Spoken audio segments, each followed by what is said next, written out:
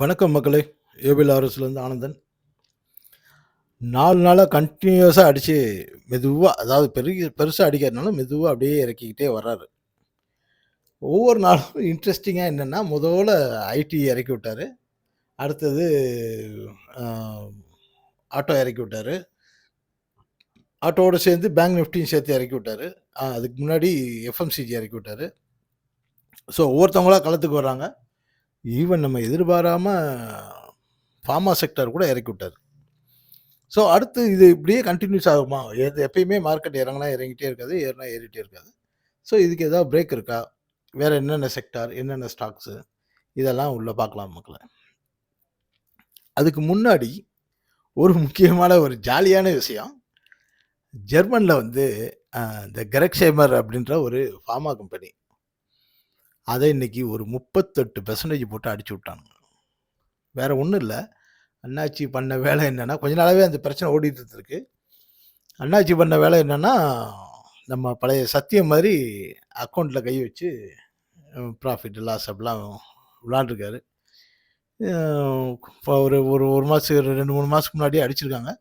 இன்னைக்கு 38% போயிட்டு கீழ வந்திருக்காரு. இப்போ 36 யூரோல இருக்கு. சும்மா ஃபன்னியா சொல்றேன். ஃபன்னி இல்ல. டெக்னிக்கலா கரெக்ட்டு. இருந்தாலும் யாராவது யூரோப்ல இருந்தீங்கன்னா, இத வாங்கணும்னு நெனச்சீங்கன்னா, இப்ப வாங்கலாம். வாங்குனீங்கன்னா ஒரு 63லருந்து 73 யூரோ வரைக்கும் போறதுக்கு சான்ஸ் இருக்கு. ஸோ இது சும்மா எதுக்கு சொல்றேன்னா, டெக்னிக்கலா இந்த மாரி ஒரு ஃபால் வருது. இந்த நியூஸும் கூட நிஜமா இல்ல நம்ம அதானி என்டர்பிரைசஸ் மேல போட்ட மாதிரியான்னு இனிமேல் தான் அது ரிசர்ச்ல போவாங்க. ஓகே. இது சும்மா ஒரு ஃபன்னுக்காக போட்டது. அடுத்து நம்ம மார்க்கெட்டுக்குள்ள போயிடலாம். நிஃப்டி இப்பொழுதைய ரெசிஸ்டன்ஸ் வந்து 25,170. இன்னைக்கு அத நோக்கி போச்சு. ஆனா திரும்ப வந்துட்டாரு. சப்போர்ட் வந்து 25,000 நிச்சயமா தொடணும். அதனால நாளைக்கு என்ன நடக்கலாம்னா, 25,000 நாளைக்கு ஓப்பன் டவுனோ, இல்ல சின்னதா ஒரு நியூட்ரல் ஓப்பன் ஆகியும், அங்கருந்து 25,000 தொட்டுட்டு ஒரு பவுன்ஸ் பேக் ஆகலாம். ஆகலாம் தான். அப்படி ஆனா, ஒரு சும்மா ஒரு கன்சால்டேஷன். ஏன்னா, இதுல என்ன சான்ஸ் இருக்குன்னா, ஆ நாளைக்கு இந்த எக்ஸ்பைரி டே வேற இல்லையா? நிஃப்டிக்கு எக்ஸ்பைரி டே. வியாழக்கிழமைன்றதுனால. அதனால குளோசிங் வந்து அரவுண்ட் 25,000 வச்சுட்டு, ஃப்ரைடே ஒரு சின்னதா புல் பேக் குடுக்கலாம். ஸோ இந்த 25,000ன்றது இப்போதைக்கு ஒரு கீ நம்பரா இருக்கு. ஆனா, ஆ இன்னைக்கான குளோசிங் இது எல்லாத்தையும் கணக்கு பார்க்குறப்போ, 24,770 நிச்சயமா வரப்போகுது. அதுக்கான இண்டிகேஷன் கிளியரா குடுத்துருச்சு. அது எனக்கு டைமிங் கரெக்ட்டா சொல்ல தெரியாது. ஆ அது இந்த மாசம் குளோசிங்கா கூட இருக்கலாம். இந்த மாசம் எண்டு இருக்கு இல்லையா? இதோட குளோசிங்கா கூட இந்த ஏரியால இருக்கலாம். ஆனா, இந்த பாயிண்ட் வர்றதுக்கு ரொம்ப பெரிய சான்ஸ் இருக்கு. அடுத்ததா நம்ம பெரிய அண்ணாச்சி பேங்க் நிஃப்டி.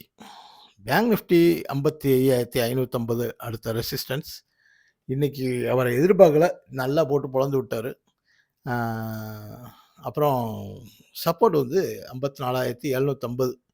இதுக்கு கீழ வந்துச்சு.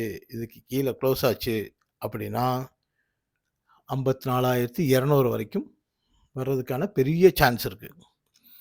அப்புறம் மக்கள் கேட்டுட்டே இருந்தாங்க. இந்த பிரேக் அவுட் ஸ்டாக்லாம் சொல்லுங்க சார்ன்னு. HDFC, ICICI, ஆக்சிஸ் 3ம் ஷார்ட் போலாம். தில்லுக்கு துட்டு. அது அத என்ன டார்கெட் என்னதுன்னு அனலைஸ் பண்ணி போடலாம்னு நெனச்சேன். டைம் இல்ல.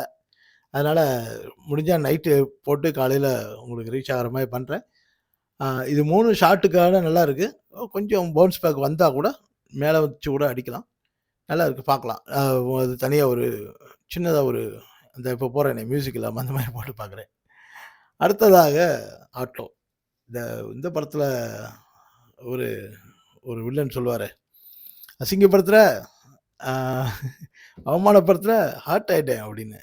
அது மாரி மாருதியும், எய்ச்சரும் கீழ விழுக போறாய்ங்க அப்படின்னு சொன்னா, அவன் 2 பேர் மட்டும் ஆட்டோ செக்டார்ல ஏத்திட்டு, ஆட்டோ செக்டார் வந்து அழகா கிளீனா இறங்கிருச்சு. கரெக்ஷன் ஸ்டார்ட்டடுக்கு கரெக்ஷன் ஆரம்பிச்சிருச்சுன்றதுக்கான இண்டிகேஷன் கிளியரா வந்துருச்சு. பேட்டர்ன் வந்து அந்த மாரி பேட்டர்ன் வந்துருச்சு. ஸோ இது ஒருவேளை இந்த பேட்டர்னை உடைச்சு மேலே போனோம்னா 27,400ம் 27,700யும் தாண்டி போனால் மட்டும்தான் இனி ஃபர்தராக மூவ் ஆகும். கீழே வந்து 26,760ம் 26,320ம் வருவதற்கு பெரிய வாய்ப்பு இருக்குது. ஸோ அதனால் இந்த மாருதியும் ஐச்சரும் மேலே போயிட்டாங்களேன்னு நீங்கள் யோசிக்க வேணாம். அவங்க கீழே வரப்ப நான் சிரிப்பேன் அவனை பார்த்து. இது ஒரு சவால். அவன் சார்ட்டில் குறித்து வச்சுக்க சொல்லுங்க. அடுத்து ஐடி வழக்கு போல பாவத்தை போட்டு துவைச்சி எடுத்துட்டு இருக்காங்க. அதே மாதிரி சார் வந்து 34,310 வரைக்கும் நிச்சயம் வர மாதிரி தான் இண்டிகேட் பண்ணுறாரு. அங்கேருந்து ஒரு பெரிய பவுன்ஸ் பேக் வர்றதுக்கு சான்ஸ் இருக்குது. அந்த பவுன்ஸ் பேக் அப்புறமா திரும்பவும் 34,300 உடைச்சாருன்னா ஒரு பெரிய கரெக்ஷனுக்கு காத்திருக்காருன்னு அர்த்தம். இப்பொழுதைக்கு 34,310 பார்த்துக்கலாம். இன்னைக்கு இன்ஃபினிக்ஸ் சேர்த்து கொஞ்சம் லேசாக இது பண்ணியிருக்காருன்னு நினைக்கிறேன். ஓகே, அடுத்ததா எஃப்எம்சிஜி. எஃப்எம்சிஜி இன்னைக்கு ஒரு டிஃபென்சிவ் ஸ்டாக்காக பிஹேவ் பண்ணியிருக்கு. என்னது நெஸ்லே, நம்மாள் அவர் இந்தியன் யூனிலிவர், இதெல்லாம் வந்து இன்னைக்கு கொஞ்சம் லைட்டாக புல் பேக் ஆகிருக்கு. ஏன்னா 2-3 நாளை தொடர்ந்து விழுந்ததுனால ஒரு சின்ன புல் பேக் கொடுத்துருக்காங்க. ஆனால் இதுவும் கிளியர் இண்டிகேஷன் இருக்குது. 54,650 தொட போகிறேன். அதையும் தாண்டி கீழே ஒரு ப்ரெஷர் விழுந்தால் 54,230 வரைக்கும் வர்றதுக்கான ஒரு பெரிய சான்ஸ் இருக்குது மக்களே. மற்றபடி நாளைக்கு சந்திப்போம். வேறு ஏதாவது ஸ்டாக்ஸ் ஏதாவது தேவைன்னா நீங்கள் மெசேஜ் பண்ணுங்கள். நன்றி, வணக்கம்.